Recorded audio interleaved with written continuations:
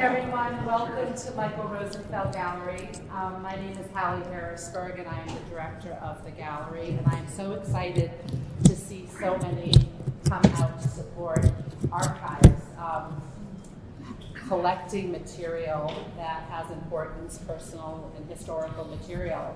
It's a topic that may surprise you, but at the gallery we have devoted our, as much as our career and staff time to preserving archival material, and it's been for many reasons. And how do we use our archive and why? Well, we have an extraordinary American art library. We still collect books, we hold them, we use them, we encourage our young staff to get off their computers and look through them. We save announcement cards and have forever. Before there was Google and before we could, at our fingertips, find information, we were always hunting and gathering and collecting. Michael Rosenfeld, from his teenage years, was clipping articles, clipping ads, filing by artist names as reference materials, because sometimes you just couldn't get to a library to do the research, and you wanted to know where was Robert Pius born, and and it wasn't in your American book a birth and a death date. So we were constantly, from a very, very young age, since the gallery's inception, we had archives, and we were trying to somehow make sense of all this information. While it has certainly gotten easier to Google anything you want at a dinner table, we're often pulling it out to fact check, someone. It's also, in a sense, made it also, I think, sometimes more complicated. And we forget, I think, the wonderful resources that are available to us. Another important way in which the gallery has archived is for every painting that has ever come into the gallery in our almost 30-year history, we have photographed the work. It used to be slides, then there were transparencies, and kicking and screaming, I went to the digital age. Can I miss holding those transparencies and masking them and color correcting with a color bar? But we have photographed, and what that archive has allowed us to do is to get images out to the newspaper, to Random House and publishing houses that need an image to illustrate a story. To support art historians that are doing a retrospective, like the wonderful Charles White retrospective that is now at the Museum of Modern Art. We were able to go through our history with an artist like Charles White and provide them with a transparency, a high-res image of every work that has ever come through the gallery.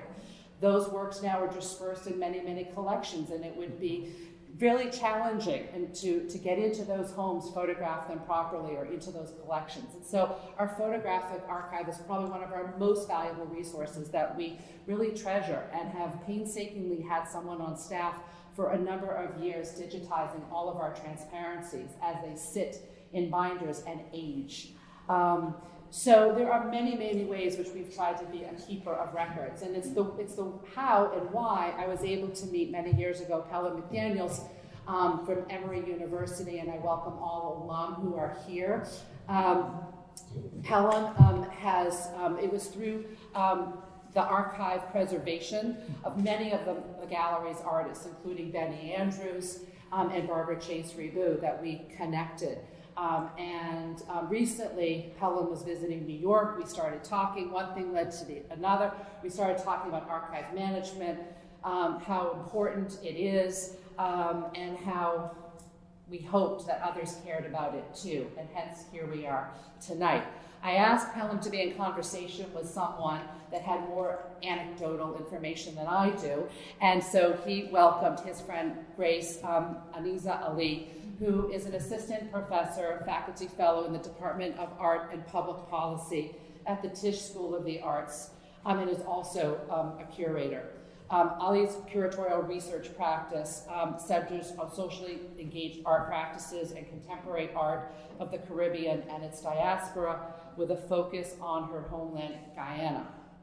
She is the founder and curator of Guyana Modern, an online platform for the contemporary arts and culture of Guyana and its diaspora.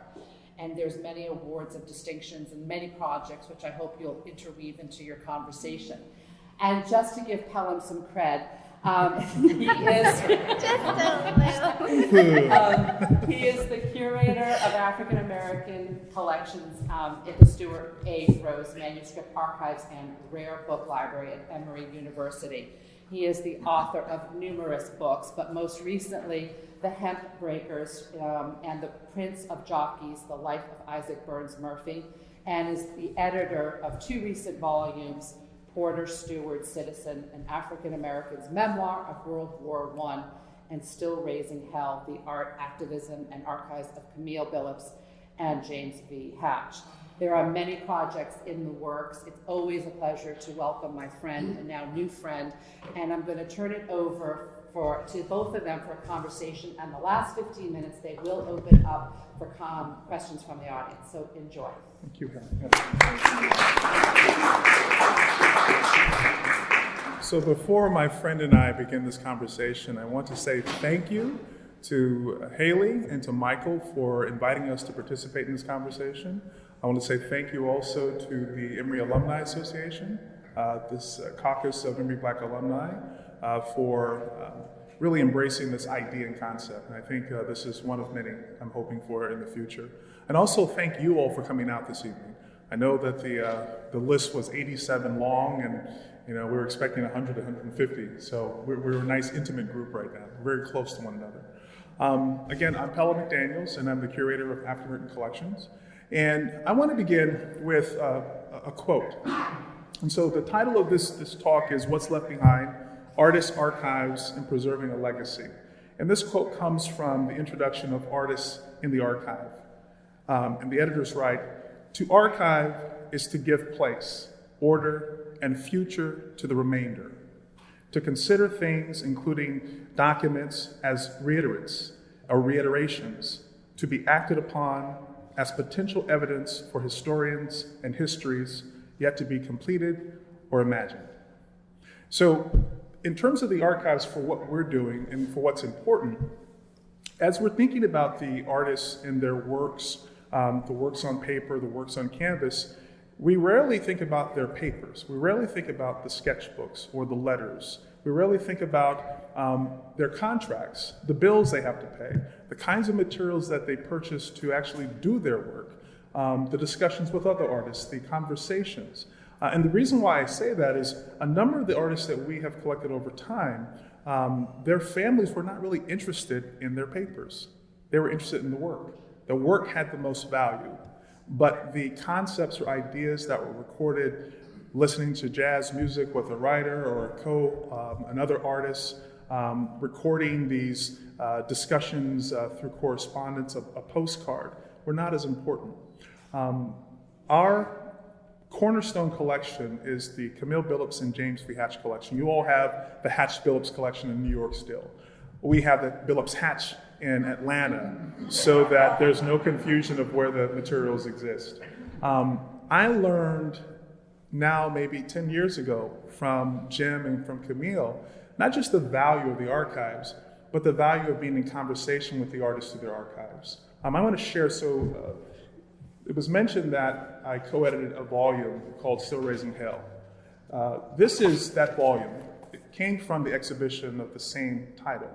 And so one of the things that I thought was important in this show was to represent the different aspects of the collection the best way we could, right? Through having the evidence on view, but also being very creative with the evidence so that those that are not artists, art historians, or curators could understand how these materials can be used.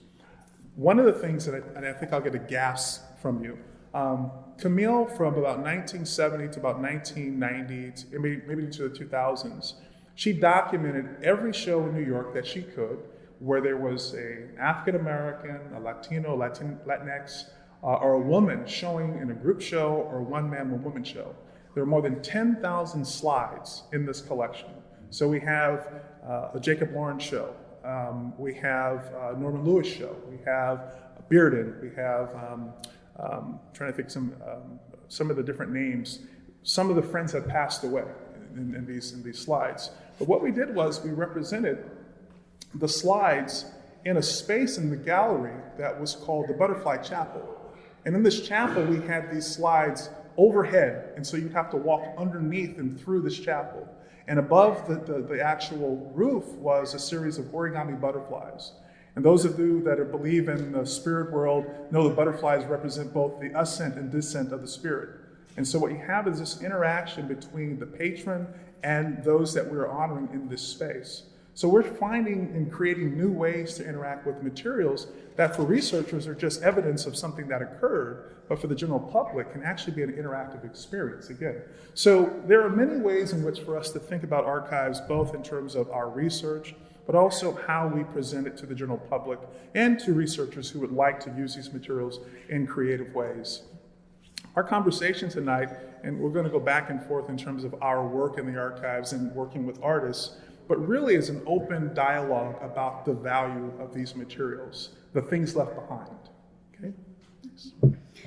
So I'll start by embarrassing Pellom a little bit and sharing with you how we met each other in the living room of the widow of an artist who I was doing some work on, and he was about to collect those archival material. And this is a way to sort of get into this conversation, which I think is important, and that is the family member is oftentimes the first archivist. And the family member is oftentimes the front line to whether that archives will be a thriving archive, a successful archive. So there's a Guyanese-born incredible artist, Donald Locke, who's now passed away. Born in Guyana, did a lot of his career was spent in London, and then spent the last chapter of his artistic career in Atlanta, where he settled with his wife, Brenda Locke. And Brenda Locke was the one that collected and preserved and turned a room in their home into an archival space. And for many years, without any attention from any institution, even suggesting that these papers could at one point become an official archive, just beautifully and lovingly and committedly made her own archive for this artist. So I met Pellom because he was in the process of going through these boxes in Brenda Locke's home and deciding what he would take and what he would not take that would then go on to Emory. But what I saw when I watched his interaction with Brenda Locke was, you know, there is a certain kind of skill required when you're dealing with the family member who is preserving the archive. It's a very delicate situation. It's a sensitive situation. Oftentimes, I actually think the family member thinks every paper matters and every paper is important. And to watch Pellom navigate that situation and that relationship over a series of meetings and be delicate and sensitive to not only was this woman taking on this official role of an archivist, but she was also very close to the subject matter. It really gave me a whole different sense of what the role of an archivist is, and then what the role of someone who takes on those materials is. And so I wanted to ask you to talk about how you navigate that relationship dealing with the family member. And then also, there are pros and cons with dealing with the family member as the first archivist. So there's a lot of good there, but there's also a lot of touchy things there. And so that's my question to you. It's a great leading question. This is about relationships, and it's about an intimacy between people, both your donors and those that have passed. And so it's about both being respectful and also being able to listen. I mean, part of the job that we have as curators and people who acquire materials from donors is to listen. It's to listen to the stories that they want to share, to listen to the concerns that they have, to listen to kind of the evidence of a life that is no longer. And the papers, the archives, they tell part of the story, they don't tell the whole story. And those that have actually interacted with those loved ones who have passed on can tell you a tremendous amount about the the quality of the individuals, about the character, about the intent behind the work that has been produced, that has been left behind. And so I generally start with long conversations. I mean, Leo Holder's in the room, and we acquired the Jeffrey Holder and Carmen de Lavalot collection earlier this year. It took 4 years to actually work through the process, and it began right after Jeffrey's passing. And so, I fly up for, a week at a time for, 3 years just to work through the loft with him, listening to the stories, sitting down with Carmen and Allison, discussing the lives of these two phenomenal people and and who they interacted with.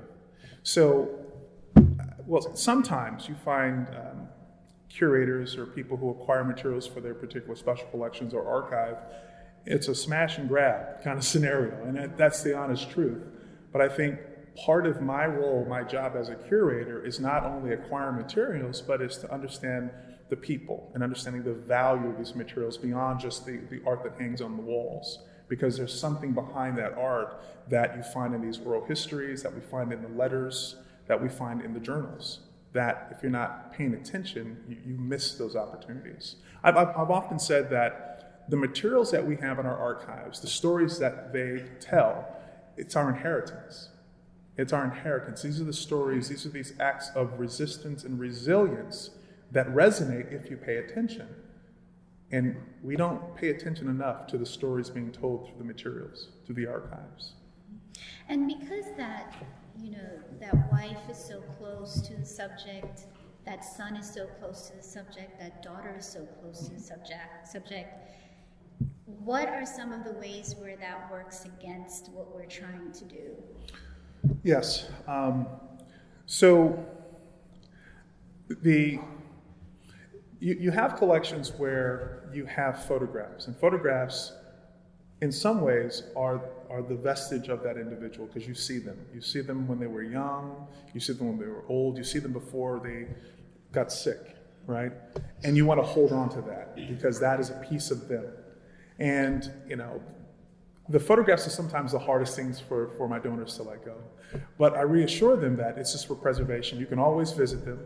We can digitize them, and you can have them available to you, because it's the material aspect of it that is hard to let go, because it's almost like you're letting that parent go again. You follow me? It's like you're now responsible for letting them go. It wasn't natural. It wasn't something that was inevitable in some instances. You're actually now part of that process. So it's time. You just have to give people time, and you have to provide examples of how materials will be used by the archives and how respectful we will be of the materials, and the reverence more than anything else that we believe to be also very important in working with these materials. So Pellom gets to have the fancy institutional spaces, and I'm often on the other end of the archival work, which is I'm usually in very personal archives. So before they get to the Emorys and the Tates and the Smithsonians of the world, I'm literally sitting in someone's living room or someone's makeshift archive that they've created for themselves. So I just got back from London, and I was spending some time in Frank Bowling's archive. Is anyone familiar with Frank Bowling and his work? Bowling, yes. Yes. Yes. Pardon my Guyanese accent. So again, my tell is I work really a lot with Guyanese artists. So Frank Bowling is a Guyanese-born, British-based artist, but also lived here in New York for many years in the 60s and 70s. So now his work is selling for £1 million. He's going to have a retrospective at the Tate in June of 2019. He's got another show that's touring now in Dubai. And so his work is now getting all of this incredible attention. The sad and the beautiful part about that is that it's coming quite late in his life. He's in his late 80s. So he's been working for so many decades, and to get to this point of his career at this late in his life is bittersweet. But what Frank has been doing all of these years is keeping every single piece of paper, every correspondence, every draft. He's also a prolific arts writer and arts critic. Every single correspondence you can imagine. And it's global. So all the letters that his mother wrote him from 1964, he's kept. And they're in such exquisite condition. So there was something about Frank, and I think there's something about a generation of artists, that they don't wait for the Gettys and the Smithsonians and the Tates and the Emorys to come calling. They instinctively know that what they have is of value, and they initiate their own archives. So Frank is a perfect case. He invested in a full-time archivist. He bought a smaller studio across from his studio and turned it into an archival space. And so now all of us are clamoring to be in that space. It's smaller than this, but what it has in it is incredible. And I imagine within a few years, the Tate and the Gettys and the Smithsonian will probably have a bidding war. In Emory. And Emory. Yes, and Emory. For these incredible papers. I'm really encouraged by artists that don't wait for institutions to value their archives. I'm really, really encouraged by that. And, and that's the case of Jim and Camille. I mean, they started collecting in the 70s in the loft in Soho, not far, right? And their intent behind collecting this material was really to support the research of their students. And so Jim and Camille were teaching at City University and NYU, and Camille was at Rutgers at one point. And so they're collecting these archives so that their students have access to the evidence of these artists' lives, from the visual artists to the playwrights to the musicians. And then at some point, they're collecting their friends' archives because their families don't know what to do with the material. So what we have at the Hatch Billups archive is not only their papers, but the papers of their friends who passed away, whose materials were being thrown on the street or kids didn't want. And so they would collect them. And then, of course, Camille and Jim both told their friends, you need to collect your materials, you need to find a place to put them. If you can't, we'll take them. And then eventually, we ended up with the archive as a gift. And I think what we have done since then, and I appreciate you sharing Frank's story because, again, not every artist knows, they know the value of their work, they know the value of what they're doing, but very rarely do you find that they're actually cataloging and keeping good records of their work and their shows. Sketchbooks are so very important when you have visual artists because you see the seed of an idea, a germ of an idea, and all of a sudden you see it explode on the canvas. But it started with this little thing that happened. And if we're good at what we're doing, we can actually trace it back to that based on all the breadcrumbs. But what we find is, especially with family, they don't see the value in this. They see that hanging on the wall. And so it's always, I think, one of the most important things that we can do is be in conversation with artists who are also in conversation with other artists, trying to plant those seeds about preserving their papers and all the work that they've done to get to the point where they're at, where they have realized some success. What do you think that is, though, that knowing of, I'm going to preserve these things versus artists that don't? What is behind the knowing? Well, if I base it on a Benny Andrews or Carmen DeLavala, Jeffrey Holder, or even Jim and Camille, it's they know the value of what they're doing because, again, going back to Jim and Camille, they're doing something that has historical significance, cultural significance, political significance. And protesting in the 60s and the 50s in terms of the artwork, they recognized what they were doing was monumental. And so therefore they wanted to keep a record of it. It's this idea of preserving the past in a way that provided the foundation for those generations that would come after, so they would actually know what was done. Mm-hmm. Actively participating in preserving that for X amount of years, so that those that would come and seek out the information would have access to it. Pellom, that you and Emory saw and went after Donald Locke's, this Guyanese, British, American artist, and went after his papers and have been doing such an incredible job in preserving his legacy is really touching, because I can't even think of another institution that has gone through those efforts to protect a Black, Guyanese, American, British artist. Or there's a lot of hyphens there. And I don't know the answer to this question, so that's why I'm asking you. Do you think that there is a divide or an issue in terms of how artists of color are preserved and archived and collected versus non-artists of color? Oh, yeah, of course. Yes, of course. I mean, that is one of, it's like in the archives altogether, there's always been this void in the archives of the representations of people of color. I mean, the archive is one of the most political spaces on a college campus. I mean, you know, we thought segregation was something, but to be in an archive or not to be in an archive is also very, it's stark. You know, it's a stark reality in some universities. And we make the effort in 1995 to recruit and land Randall Burkett, who was the founding curator of African American collections at Emory. And he, along with Linda Matthews, who was our university librarian, along with Rudolph Bird, and the president at the time, decided that we wanted a world-class collection related to African American history and life, and that every university should reflect its populace. It should reflect its community members. And so, but it was a huge void. We had an African American Studies department, and we had scholars who wanted these materials, but no one knew how to go about getting them because it had never been part of the library's mission and vision. And so someone like Donald Locke, I found, and I continue to find, that his work is important because it's part of the African diasporic conversation, right?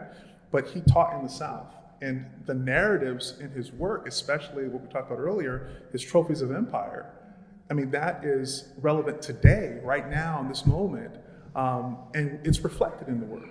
So, of course, I'm going to be very, not aggressive, but, you know, really want these materials as part of our archives because they're in conversation with one another.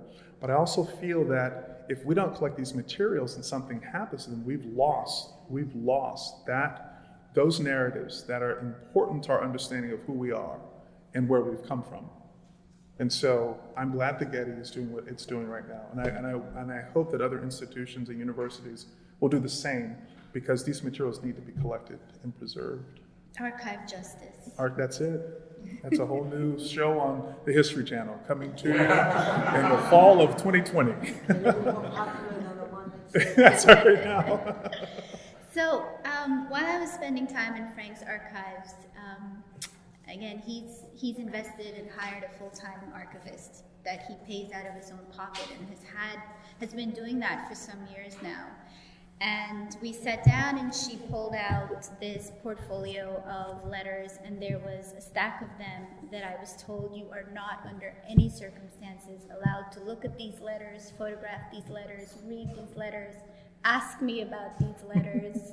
This is this very red marked set of letters. And so I don't know if censorship might be too strong a word, but yeah, restrictions, yes. editing of the archive, curating the archive. But when that editing and that curating comes not from the institution, but comes from the person holding the archive, the family member or the staff member, how do we deal with that? Well, it goes back to your question earlier about working with Brenda and Donald's collection. Generally, when we have restrictions on certain, not entire collections, but portions of collections, the concern is not necessarily what may be revealing about the artist, but what may be revealing about their colleagues or friends who are still living, or people who may have known the two of them, right? So the artist or the person who is responsible for the collection is trying to protect these relationships. And so the restrictions generally would be for 15 to 20 years. And so if the artist has passed and the executor of the estate or the child who is given the archive has gone through the correspondence and they read a couple of things and they're like, yeah, well, Johnny's still alive and, he has 3 kids and, we don't want to create this problem, so let's restrict these until Johnny's death. And then after that, then we can make them available. And we generally will agree to that. It's the collections where you have people say that, well, we want you to have the materials, but they're off limits. How about, we try to give an expiration date or a date when the collection should open. Like, no, forever they're off limits. So we don't want those materials then, because if they're not available for researchers to use them, there's no reason why we should store them. And so it's a hard line, but again, the university archives, the special collections, are intended to preserve materials and to make them available for researchers to do their work so that we can understand these different kind of approaches and narratives, historical narratives. If we're restricting materials, then we're just taking up space from another collection that would actually thrive in our space. As a curator, I am really struck by exhibition and exhibition making that, of course, honors the art, but also brings in the archival material into the exhibition itself. Some artists are very purist in a way that they say an exhibition is for the art, it's not for the archival material. They don't want archival material commenting or influencing the work at all. But a beautiful example I saw that struck this balance was the Jacob Lawrence show at SCAD in Savannah. And it was so beautifully done in terms of not letting the archival material eclipse the art, but also showing how important those archival materials were to informing the art making. Right. And I'm wondering your thoughts on striking that balance, because you wear both of these hats, curator and archivist. Right. It is a balance, and I think, the museum world, of course, has been that in that particular kind of curation is about the work, right? But I think, the Lawrence show at SCAD, but also the MoMA show a few years ago, was it 14 or 15? Migration? Yes. That struck a great balance with some of the archival materials. It brought in books and film and some manuscript materials, which really added context to the migration series. And I think it was an effective show, but they also had a different demographic coming into MoMA. They brought in multiple audiences, a different audience that didn't just come to see art hanging on the wall. They came to have this experience about what the migrations represented, the different people, who were an integral part of the migration, the sounds, the textures they came alive, I think, with this kind of interspersing of materials, archival materials, and the artwork.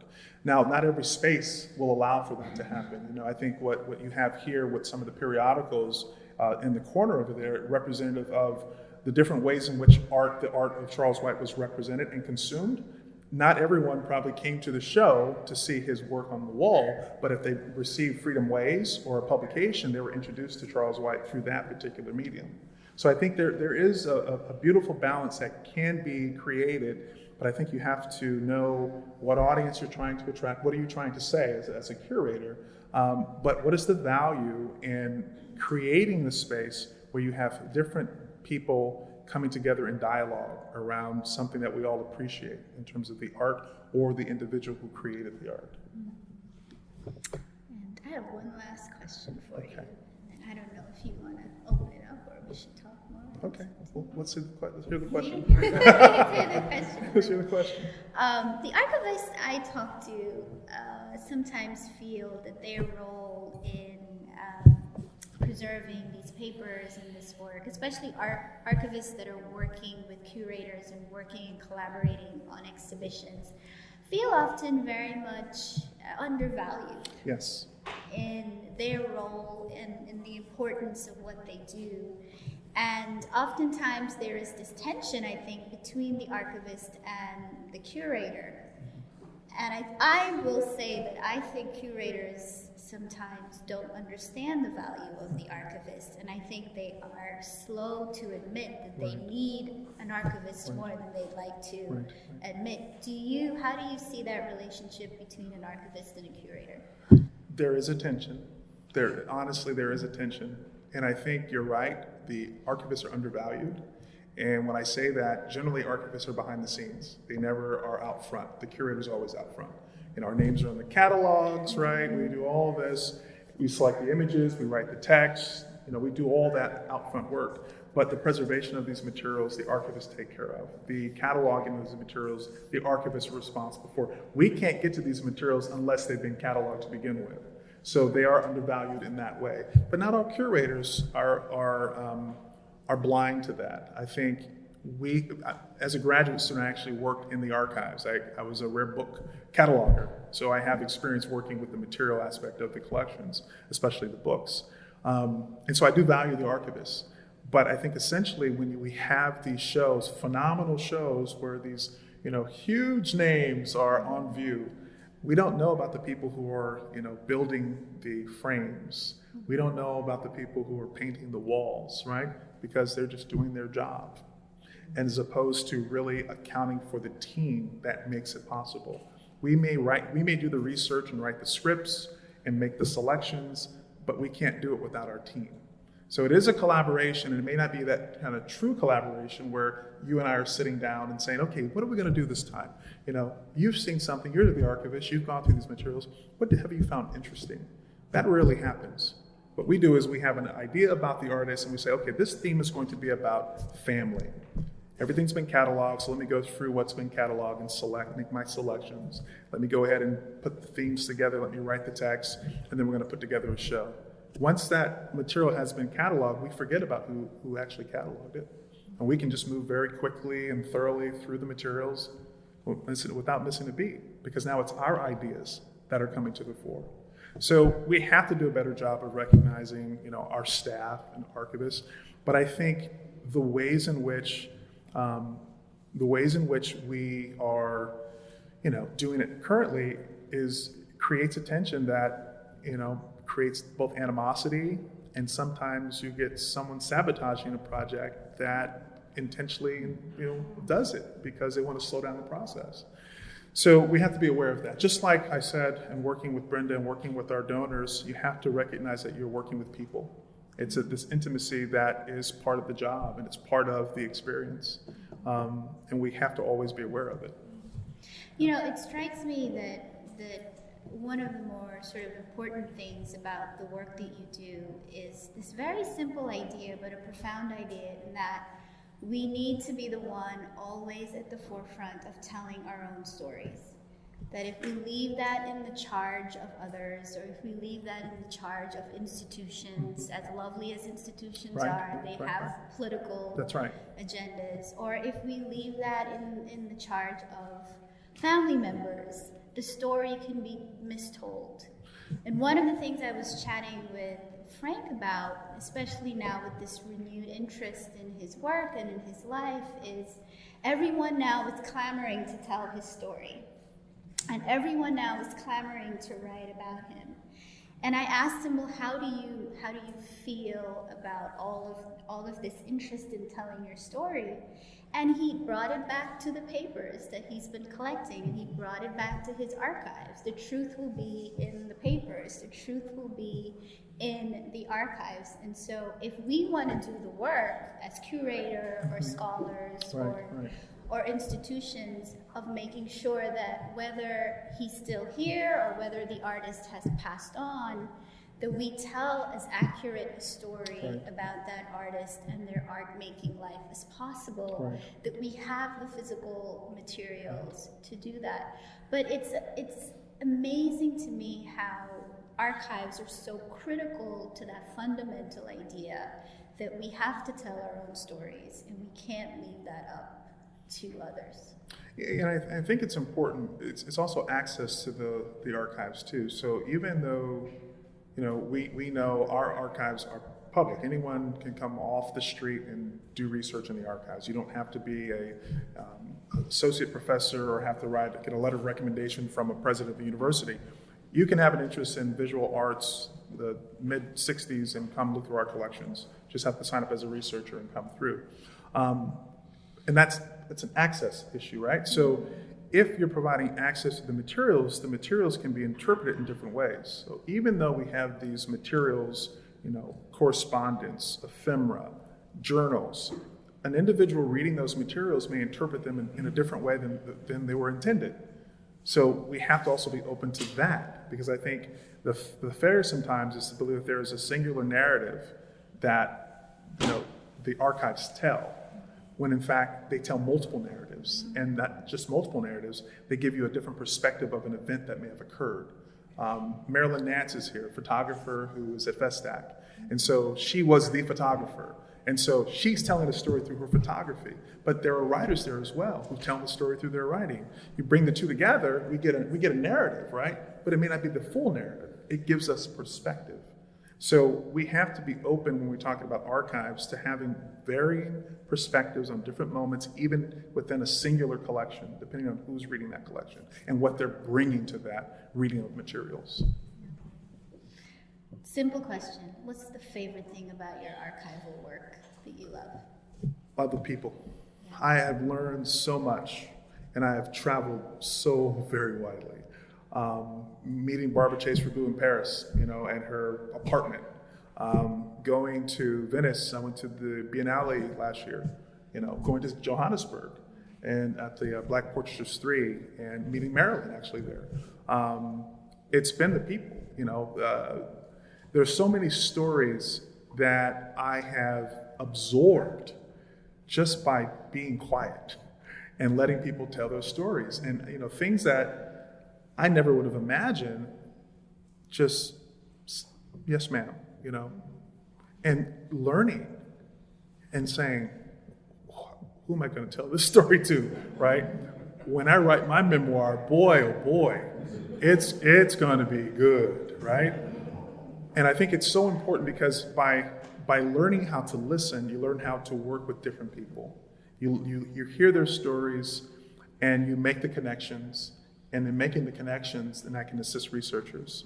And assisting researchers, they can make the connections across collections. And all of a sudden, this window is opening up that they never could have imagined. But because I've been listening and interacting with, all of a sudden I can share that. So it's the people.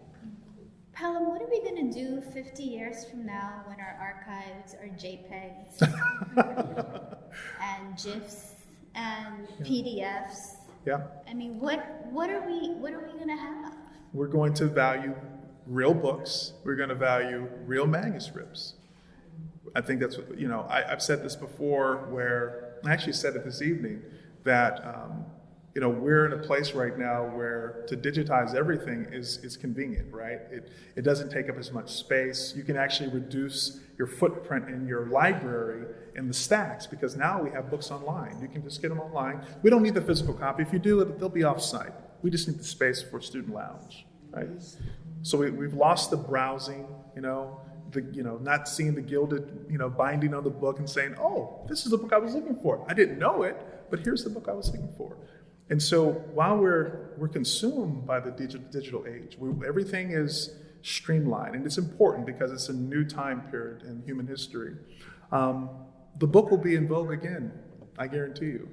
And people will come to special collections, and they'll see how binding was done. They'll see, what does it look like newsprint compared to a rag, print. And we will once again have this moment where people will start scrambling to see where are the rare books, because all books are rare at some point, right? And what we've been doing and what other archives have been doing, we're preparing for the future when this is going to be a reality. We're also preserving this history. Not saying that we're not digitizing, because one of the things that we are actively doing is digitizing materials so we, again, access, but we're keeping the physical materials also, because that material aspect is also very important. How many of you still write in cursive, right? If I told you that students can't read cursive, would you think I was lying? No. It is a foreign language to students now. So what we have to do is that we have to help them make a key, create a key. So this is an L, this is an F, this is a B, right? This is an O. So now you can actually decipher what cursive looks like. So to have them have to do research on the 19th century and bring out a letter and say, here's a letter from whomever, you have to transcribe this before you can use it in your paper. Well, I can't read it. Okay, so let's take some time to go through this again, right? If that is digital, and they're at home trying to figure this out online without the assistance of an archivist or a curator, they're gonna be so confused. They're gonna leave that digital thing out there, and they're gonna eventually come in to see us. And then we can actually take that physical piece of paper and show them, this was a letter written in 1852, okay? This is the kind of paper that was used. These are the kinds of writing instruments that were used. This is the alphabet, right? That's the moment when we know that preserving these materials is not only important, but it's significant to understanding our history and understanding this idea of place. So while we're in a space right now where digitizing everything and keeping nothing might be a trend, we're going to come back to our senses. But in defense of... Can I just ask you? Yes. I'm 70 years old. Most of my archive is on 5 different media. Yes. What are you doing preparing for the changing? Basically collecting things that are on disc, Yes. things that are on cartridge. Yes. We have a forensic lab. 1850s, a lot different than That's right. Well, 1970. we have a lab that takes all that material and digitizes it. So if you have a beta, VHS, 60 millimeter film, we can actually preserve the materials but digitize them so they're available. If you're like floppy, 5x5. So you don't want to preserve the media? We do preserve the media. Film especially. We preserve, because we have a film studies department that uses the actual physical film to talk to students about celluloid. I'm talking about most of my essays are on cartridge. They look very different on the cartridge. We keep than them all. If you redigitalize it. We keep them all, and of course that's one of the beauties of having the physical materials. Daguerreotypes. Will we ever be able to represent a daguerreotype in digital format that has the same depth? No. Never. So you might scan it to have a representation of it, but you want to hold that up so the kids can see, that refractive quality, right? So that's you can have both, but this is really what you want to see. This process, it was pretty good. Thinking about Louis Daguerre, he came up with something smart. Yes. And that's exactly the demographics, right? You expanded your demographic by having that really unique show. And I thought the film aspect. In its place, Yes. in time, Yes. in place, and people then can relate to it Yeah. more than the art itself is fantastic, but it gives the art an amazing Depth and breadth, yes. Think- So when we are interested in this is kind of resonating, reverberation, interested in an archive, we have to go through the process of actually viewing the archive to see what's there, and evaluating it based on what we currently have in the archives and what we'd like to have as it relates to providing access to information for our researchers and for our faculty and our students. If we find that the archive is something we really want to have because it encapsulates an area of research that we're already in or we're interested in actually opening up, we'll go after the collection. Now the next step with that is, sometimes in negotiation, is it a gift or is it a sale? Is it a combination of both? 80% of our collections come as gifts. So that's one of the great advantages that we have. People, with the acquisition of Alice Walker's collection, other Black women writers want their collection next to Alice Walker's. So we have that cachet. And while some of those collections may not command 6 figures in terms of the acquisition and the price, they're fine with just saying, my papers are with Alice Walker's papers and they're next to each other in conversation. That's a gift. Where we're trying to develop an area of collecting and where we're trying to establish a uniqueness to our collecting, we'll be more willing to pay for archives. But again, it's about negotiating, because what's different in our collecting compared to kind of a commercial or an auction house is that we're specifically here for research purposes, right? So, you've seen like Hakes or some of these different auction houses that really kind of dismantle entire collections and sell one-offs. Like you'll get an Arthur Ashe collection.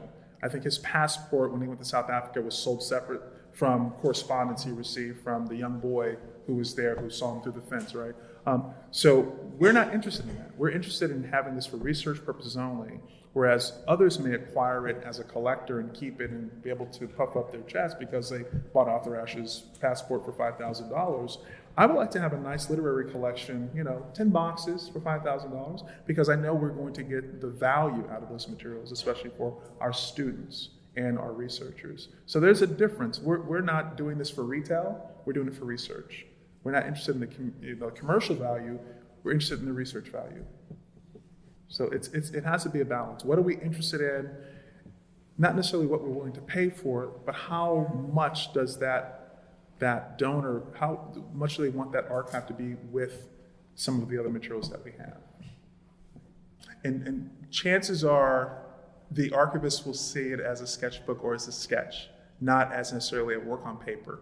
It depends on how it's presented and how it's actually, it's like going through a sketchbook of Benny Andrews, right? Some of Benny Andrews' work is you could, if you took it out of the notebook and put it in a frame, it's a work on paper, right? But there are other sketchbooks that have just figures. You can tell what is intended to be kind of experiment or a thought that he's putting on paper. Edwin Halston was another artist from the early part of the 20th century who painted. He was a beautiful painter, portrait painter. But throughout his entire collection, there'll be sketchbooks, little pieces of paper, sketchbooks with these beautiful drawings. But we know those were preliminary sketches for the paintings. So I think you have to know the artist and know the nature of the materials to determine whether or not that little sketch on the postcard was intended to be sold and framed, or if it was the beginning of something, an idea. That's a good question. For African American collections right now, there is a platform called Umbra, and it's out of the University of Minnesota. Cecily Marcus is the curator for this. And right now it is for collections that are out of copyright and that the universities have copyright permission to use the materials on the World Wide Web. And there are several that are starting to pop up here and there because, again, we're talking about access again. And so photography collections are always difficult because, photographers want to maintain their intellectual property. So what we've started to do is we started to watermark images so that they become reference materials more than anything else. You can see what James Hinton, what he shot in New York and Chicago, but there's a watermark across the image. If you want to use this for your research, you need to contact his daughter, Mercedes, and say, I would like to use this image of Muhammad Ali or Stokely Carmichael for my book. She will tell you what it's going to cost you, and then they contact us, and we send a digital file. So we can create points of access because that's what we're here for, but we can't provide you with the rights to reproduce images unless they're out of copyright. What I would say is that because the work of these artists, their papers have been, I won't say excluded from the archives, but they haven't been pursued. They provide a different perspective on this idea of American history. They give a different perspective of the different time periods in which we have come through where there have been phenomenal advances in technology or in society, but they have rarely looked to understand what the African American experience has been or was. And so because we're now able to, through the archives, account for the turn of the 20th century, what does the Great Migration look like in terms of the worker, right? What does a Great Migration look like from the perspective of a returning World War I soldier? The archives and some of the artwork that we're seeing, Edwin Halston was a beautiful painter. He has this, on the cover of Chad Williams' book, Torchbearers of Democracy, there is a painting by Edwin Halston that's absolutely stunning that comes from that time period. So by having these materials and having people who are recording the everyday life experiences, we're able to see that perspective that has been lost.